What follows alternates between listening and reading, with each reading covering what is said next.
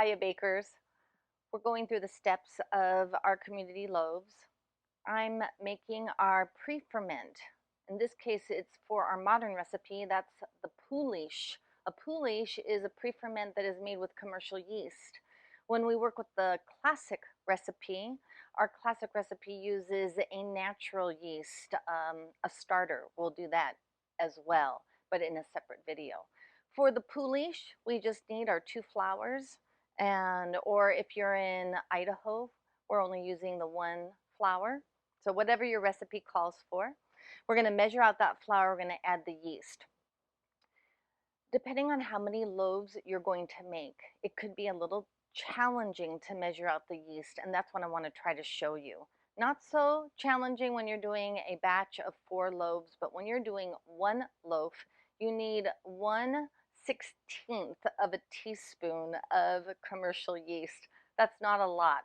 I'm going to show you how I do that.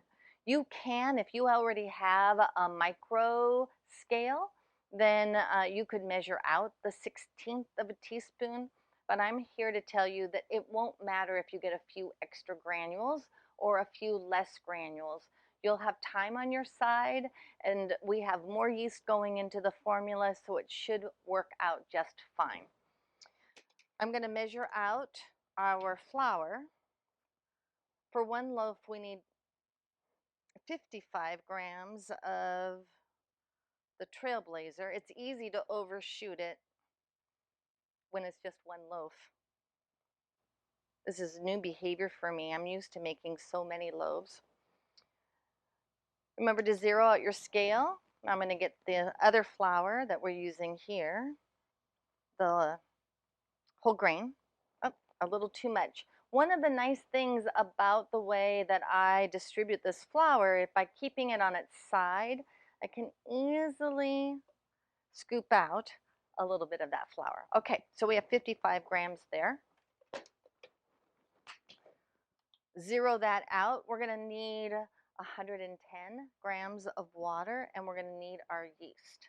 So let's do this. I'm going to do this really slowly. Try to get this right on the money.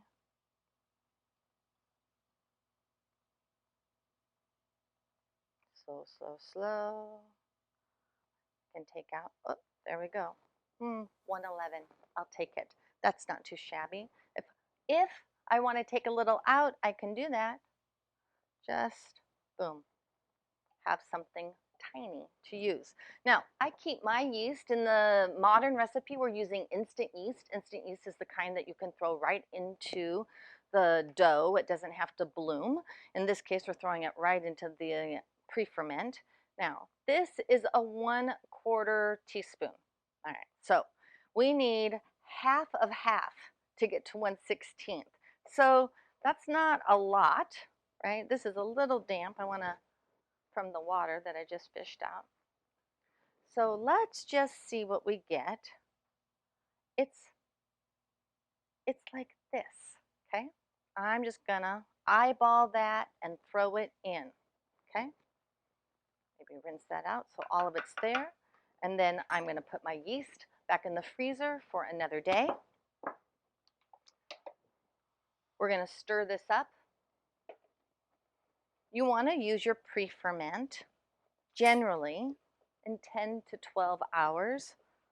But I have used my pre-ferment 14 hours, 16 hours, even 18 hours later, all fine.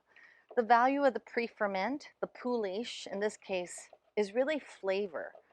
We're starting to pre-ferment some of these flour, and it builds nuance and just a little bit of tang. Not that you would notice. It's not going to be a sour loaf.